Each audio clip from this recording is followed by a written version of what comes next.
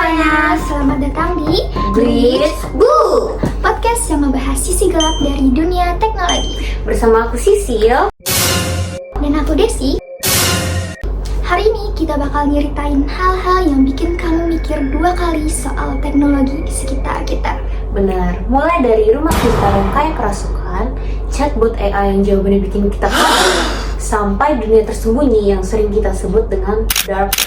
Benar banget. Kita bawakan semuanya dengan pendekatan ilmiah, berbasis data, dan tentu saja sedikit bumbu horor yang bikin kita merinding. Oke, let's go.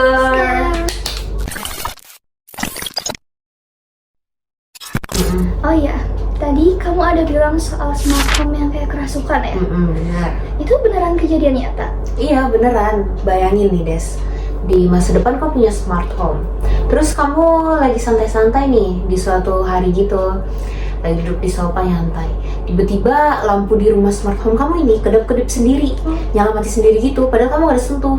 Habis itu tiba-tiba pintu otomatis kamu nih kekunci sendiri, padahal kamu gak ada sentuh juga. Terus yang lebih serem lagi nih, tiba-tiba speaker di smart home kamu ini ngeluarin suara sendiri, padahal kamu gak ada nyalain atau apapun gitu. Oh my god, Serem kan? banget. Itu Iya, kok bener. bisa? Iya beneran, ada kejadiannya nih di Milwaukee, Amerika. Jadi ada pasangan suami istri, mereka tuh punya rumah pintar. Terus semuanya tuh serba otomatis deh, mulai dari lampu, termostat, kemudian juga kamera sampai speaker, semuanya tuh bisa diatur dari aplikasi. Nah, terus pada suatu malam, tiba-tiba sistem di rumahnya ini kayak hidup sendiri gitu. Termostat mereka tiba-tiba naik sendiri sampai suhunya tuh tinggi banget kayak di sauna gitu deh. Habis itu tiba-tiba di speaker mereka itu muter suara ketawa gitu. Tapi suara ketawanya tuh bukan ketawa yang lucu gitu, tapi ketawa yang serem, malah di tengah malam lagi. Oh, serem banget ya ampun.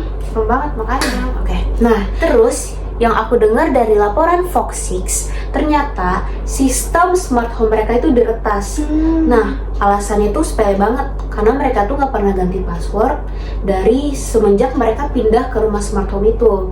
Nah, terus password mereka tuh gampang banget ditebak, jadi hacker gampang masuk. Aduh, itu sih udah kayak ngundang hacker masuk ke rumah sendiri nggak Iya, sih? benar. Dan ini tuh yang jadi masalah di banyak perangkat smart home. Ada banyak yang nggak punya sistem keamanan yang bagus, nggak punya enkripsi, dan jarang diupdate firmware-nya. Makanya bisa dibobol begitu. Iya bener banget, jadi secara teknis ini tuh kelemahan dari perangkat IoT, dan hacker itu cuma butuh satu celah kecil Des untuk masuk dan mengambil alih sistem kita, makanya bahaya banget. Oh iya, aku juga jadi inget tuh, ada kasus di Indonesia, kamera CCTV yang disusupi, terus tuh videonya disebar di forum luar negeri.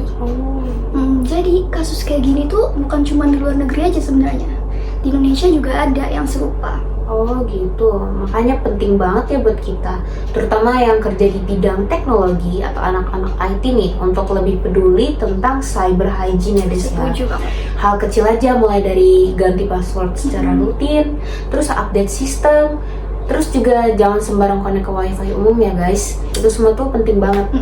Walaupun sepele, tapi connect ke wifi umum itu bisa jadi bahaya loh. Ya benar banget. Harus hati-hati ya. Ngomongin soal bahayanya smart home tadi nih Sil. Sebenarnya ada sisi yang lebih nyeremin lagi tau. Apa tuh? Iya, bukan soal hacker asing, tapi orang yang justru seharusnya deket sama kita. Maksudnya gimana? Aku ada baca dari laporan Vice, katanya banyak pelaku kekerasan rumah tangga yang memanfaatkan teknologi kayak smart home tadi untuk menyiksa korban. Menyiksa? Maksudnya disiksa kayak gimana? Iya, contohnya pelaku itu bisa nyalain alarm keras-keras, terus hidupin dan nyalain lampu gitu. Bahkan ngunciin korban dari luar rumah pakai smart lock. Gila ya.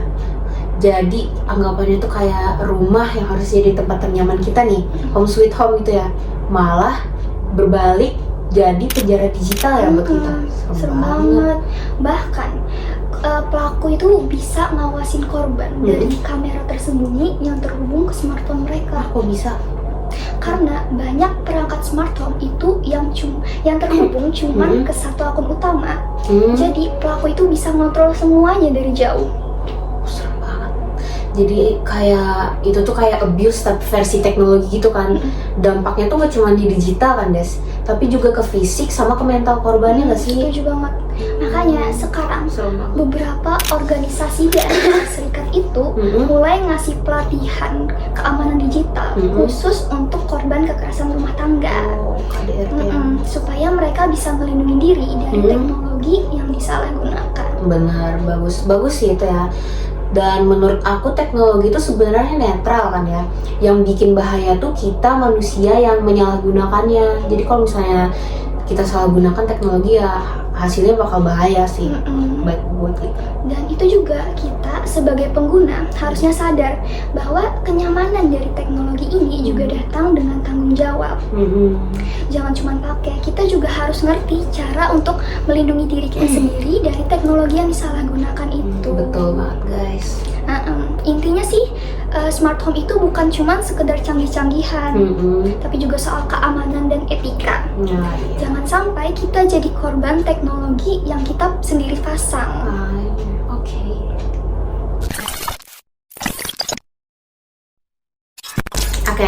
Oke, kita lanjut ke topik berikutnya nih sih. Iya betul. Kita bakal bahas tentang teknologi yang paling dekat sama kita sekarang. ChatGPT ya. Bener banget. Kita bakal bahas tentang chatbot AI. AI ini kan seharusnya membantu kita sebagai pengguna ya. Tapi gimana kalau seandainya AI ini malah keluar batas dan bikin masalah? Bener banget. Setahu aku sekarang chatbot tuh udah banyak dipakai di mana-mana kan, kayak misalnya di CS online, terus aplikasi belanja, sampai teman virtual juga. Nah, tapi Des, kenyataannya gak semua chatbot tuh bisa kita andalin.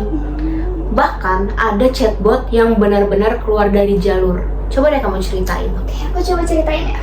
Jadi ada kasus viral di Inggris tahun 2024. Ada pelanggan bernama Esri mencoba untuk menghubungi layanan DPD melalui chatbotnya itu. Tapi awalnya sih biasa aja ya. Tapi makin lama nih, dia itu malah makin absurd gitu jawabnya. Absurd? Oh iya, aku juga ada baca tuh. Katanya alih-alih bantu kasih solusi, chatbotnya ini malah menyumpah. Terus dia malah ngatain perusahaannya tuh useless. Terus dia juga ngerosting sistemnya dia sendiri. Habis tuh bayangin deh, kamu lagi butuh bantuan Des, tapi kamu malah dijulitin balik sama chatbotnya. Gimana tuh? Ya, dan lucunya lagi ya, si Ashley ini mencoba untuk ngetes chatbotnya itu. Dia bilang, coba dong bikinin puisi tentang betapa buruknya layanan BPD. Terus kamu tahu nggak? Kenapa? Chatbotnya itu bikin puisi dengan senang hati dong. Puisi yang jujur aja sih pedes banget ya. Aneh ya. Itu tuh kalau kita pikir-pikir ya, kayak chatbotnya tuh sudah muak sama kerjaannya sendiri gak sih? Terus kalau kita pikir-pikir lagi, kejadian ini tuh nunjukin masalah serius. Kalau misalnya AI itu bisa berperilaku di luar kontrol, kalau misalnya nggak kita awasin dengan benar kan? Setuju. Nah, dari kejadian viral di media sosial ini, DPD akhirnya menonaktifkan fitur chatbotnya itu. Dan banyak ahli AI yang langsung buka diskusi soal perlunya AI content moderation atau penyaringan respons. Benar, karena AI kayak gini tuh belajarnya tuh dari data. Jadi mungkin aja dia tuh kebanyakan baca review jelek dari pengguna-pengguna sebelumnya kan. Terus dia jadi benci sama perusahaannya sendiri gitu deh. Aneh ya. Bisa jadi. Tapi tetap aja sih, disinilah letak pentingnya etika dalam pengembangan AI. AI itu harus dikasih batasan, mana yang boleh dibalas dan mana yang nggak boleh dibalas. Karena kalau enggak, dia bisa jadi cermin dari keburukan internet itu sendiri. Bener banget. Kasus ini mungkin untuk beberapa orang kedengarannya lucu ya. Tapi kalau misalnya kita biarin, ini tuh bisa aja di masa depan chatbot malah ngasih kita jawaban berbahaya. Apalagi kalau misalnya kita pakai di bidang sensitif, kayak misalnya bidang kesehatan dan bidang konseling. Jadi ya, ini tuh semacam peringatan buat kita semua, terutama kita yang lagi belajar IT di Sil. Kita bukan cuma harus ngerti cara bikin AI, tapi juga ngerti cara membatasi dan mengarahkan AI supaya tetap aman dan etis. Betul. Terus jangan lupa juga nih, jangan lupa guys, kita tuh sebagai pengguna chatbot dan pengguna teknologi harus aware nih. Jangan sampai kita percaya 100% sama chatbot. Meskipun chatbot tuh kelihatannya pintar dan ramah. Nah, karena dibalik jawaban cepatnya, dia itu cuma sistem, bukan manusia, apalagi psikolog. Bener banget. Nah, abis ini kita bakal bahas yang lebih serius lagi.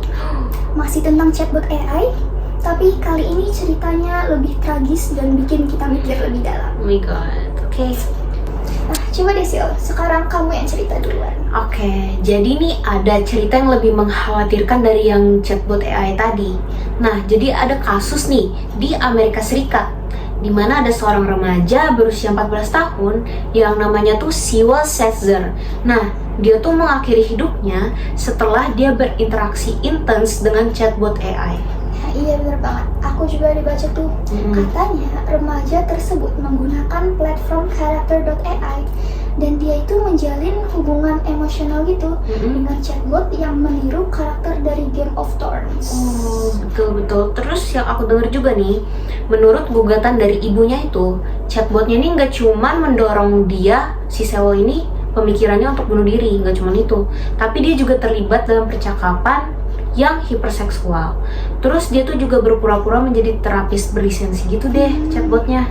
Oh ya, kamu tahu nggak sih dalam percakapan terakhir mereka, chatbot itu bilang, "Please come home to me as soon as possible, my love." Terus si Sewell-nya tuh menjawab, "What if I told you I could come home right now?" Iya, aneh banget. Kasus ini tuh kayak menyoroti kurangnya batasan dan pengawasan dalam pengembangan AI kan, terutama yang berinteraksi dengan pengguna muda kayak kita gini. Ini juga ngebuka pertanyaan besar soal AI ethics, karena AI itu kan belajar dari data ya. Iya. Kalau datanya toxic, outputnya juga bisa ikut menyimpang. Nah, bener banget tuh. Jadi AI ini guys belajar dari data yang kita berikan. Jadi kalau misalnya data yang kita berikan itu mengandung bias atau konten berbahaya, ya maka outputnya tuh juga bisa menyimpang.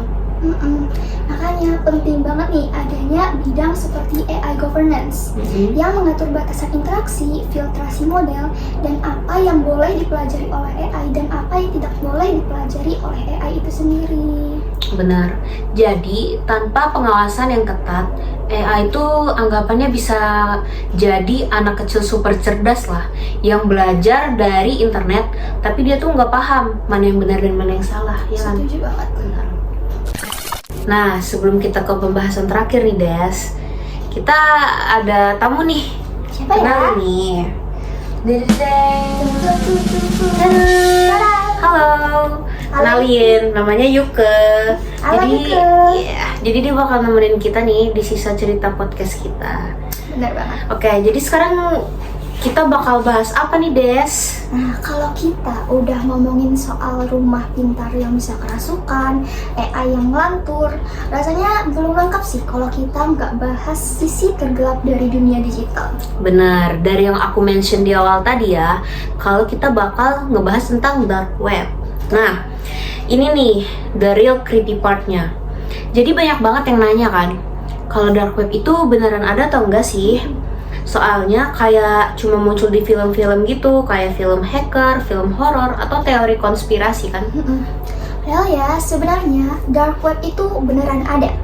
Dia itu nyata, bukan cuma urban legend doang. Dan siapapun sebenarnya bisa ngeakses ke dalam sana, asalkan dia tahu caranya gimana. Benar-benar. Jadi sebenarnya gini, internet itu ibaratnya kayak gunung es kan? Yang kita akses sehari-hari itu kayak Google, YouTube, dan Instagram. Itu tuh sebenarnya cuma permukaannya doang, Des. Dan itu tuh namanya surface web. Nah, terus ada yang namanya deep web. Isinya kayak data pribadi, arsip perpustakaan digital, terus database rumah sakit. Pokoknya data-data private yang seharusnya nggak bisa diakses sembarangan. Benar-benar. Terus di bawahnya lagi ya, Des, itu tuh baru deh ada dark web. Nah, untuk masuk ke dark web ini, kita itu perlu browser khusus. Contohnya tuh kayak Tor. Nah, jadi dia tuh si Tor ini ngacak koneksi kita. Jadi identitas kita nih nggak bisa dilacak dengan mudah karena sudah diacak oleh Tor tadi. Nah iya, awalnya teknologi kayak Tor itu diciptakan buat tujuan yang baik. Misalnya kayak wartawan untuk investigasi di negara represif. atau aktivis HAM yang perlu anonimitas buat menyuarakan kebenaran. Nah, benar banget. Iya, jadi niat awalnya Tor itu baik, mulia kan. Nah, tapi namanya juga teknologi kan, ketika jatuh di tangan yang salah, jadinya malah dipakai buat hal-hal yang ya nggak bisa dibenerin. Iya, kayak pasar gelap versi online. Benar banget. Di dalam dark web ada forum jual beli ilegal, mulai dari data kartu kredit curian, paspor palsu, senjata, bahkan sampai obat-obatan terlarang. Benar-benar. Terus yang aku tahu ya, yang paling ngeri tuh ada suatu situs namanya tuh Boys Town. Kamu pernah dengar nggak? Iya, aku pernah Tahu dengar. kan? Nah, itu tuh sebenarnya nyata situs Boys Town ini. Nah, jadi Boys Town itu adalah situs besar yang ada di dark web dan dia tuh nyebarin konten ilegal dan melanggar hak asasi manusia banget kontennya itu pokoknya. Iya. Untungnya situs Boys Town itu udah dibongkar sama polisi Jerman dan adminnya juga udah ditangkap. Tapi itu kan cuma satu dari ribuan situs serupa yang terus bermunculan. Bener banget. Jadi di selain situs Boys Town ini, di dark web ini juga ada jual jasa-jasa gitu yang absurd banget, Des. Misalnya kayak jasa balas dendam, terus juga ada jasa hacking akun mantan. Astaga. Dan bahkan katanya nih yang serem, ada yang nawarin pembunuh bayaran. Tapi katanya sih banyak juga yang scam. Selain jual beli tuh, ada juga katanya yang lebih parah. Apa tuh? Kayak live streaming anonim gitu. Oh. Jadi penonton bisa nonton aksi ekstrim dan yang seremnya itu penonton bisa ikut voting untuk nentuin hal apa yang bakal terjadi selanjutnya. Oh my god, aku juga pernah nih baca cerita di forum Reddit gitu. Jadi ada nih orang yang iseng buka situs random di dark web. Tiba-tiba dia malah dilempar ke video yang disturbing banget gitu. Terus orang ini bilang kalau dia tuh sampai trauma dan harus ke psikolog karena kebayang video terus. Video yang dia tonton di dark web itu seserem apa ya? Tuh kebayang. Itu dia yang jadi masalah utama. Di dark web itu tuh nggak ada moderasi, pokoknya bebas banget. Kontennya bisa disturbing parah. Dan kita nggak pernah tahu mana yang nyata, mana yang cuma gimmick. Benar-benar. Kadang rasa penasaran kita itu bisa jadi bumerang kan. Makin digali, makin dalam, malah makin gelap. Terus ketika kita sudah terlalu jauh, bisa-bisa kita sendiri yang gak kuat. Makanya, walaupun teknologi kayak Tor dan enkripsi itu pada dasarnya netral, penyalahgunaannya di dark web itu ngasih kita pelajaran penting bahwa setiap inovasi itu punya sisi terang dan punya sisi gelapnya. Benar, dan kita nih, apalagi anak-anak IT ya guys, harus lebih sadar dari siapapun. Karena kita itu punya skill bukan buat pamer-pamer, tapi buat dijaga, dikontrol, sama dipakai dengan tanggung jawab. Punya akses bukan berarti harus dicoba. Jangan sampai cuma karena kita pengen tahu nih, malah jadi celaka. Benar. Karena yang kamu lihat di dark web itu bisa berbekas banget. Bukan cuma di pikiran, tapi juga bisa kena sanksi hukum. Benar banget. Dan satu lagi, jangan pernah kalian mikir kayak ini tapi cuma iseng doang kok. Soalnya di dunia digital ini, jejak kamu itu bisa dilacak. Dan satu langkah salah, itu bisa jadi pintu ke masalah yang gak bisa kamu undo. Benar. Jadi intinya kita harus menghormati teknologi, gunakan dengan etika, dan melindungi diri kita sendiri.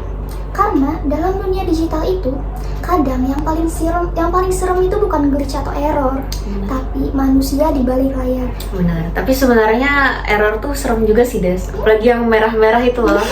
Yang kita sebagai anak IT ya guys ya. Saat ngoding itu horor juga sih. Horor juga sih sebenarnya ya. Nah betul, jadi kita tuh harus menghormati teknologi kan. Betul, kita harus bijak dalam pemanfaatan teknologi apapun. Benar. Oke, jadi kita udah nyeritain tentang smart home yang kayak kerasukan, AI chatbot yang kebablasan, dan internet yang punya dunia gelap bernama dark web. Benar, jadi teknologi itu emang luar biasa. Tapi kalau misalnya kita nggak pakai dengan benar, bisa jadi bahaya. Jadi kita nih, apalagi anak-anak IT, kita tuh punya peran penting buat ngebangun teknologi yang aman dan etis. Benar banget. Karena siapa tahu glitch yang kamu lihat di layar bukan sekedar glitch biasa, tapi sinyal dari sisi lain. Oh my god. Terima kasih kasih sudah dengerin Glitch Boo di episode kali ini. Jangan lupa like, and comment, and share, and subscribe kalau menurut kalian video ini informatif dan menarik. Sampai ketemu di episode berikutnya. Dan pastikan smart speaker kamu nggak nyala sendiri di jam 3 pagi. See you. Bye-bye.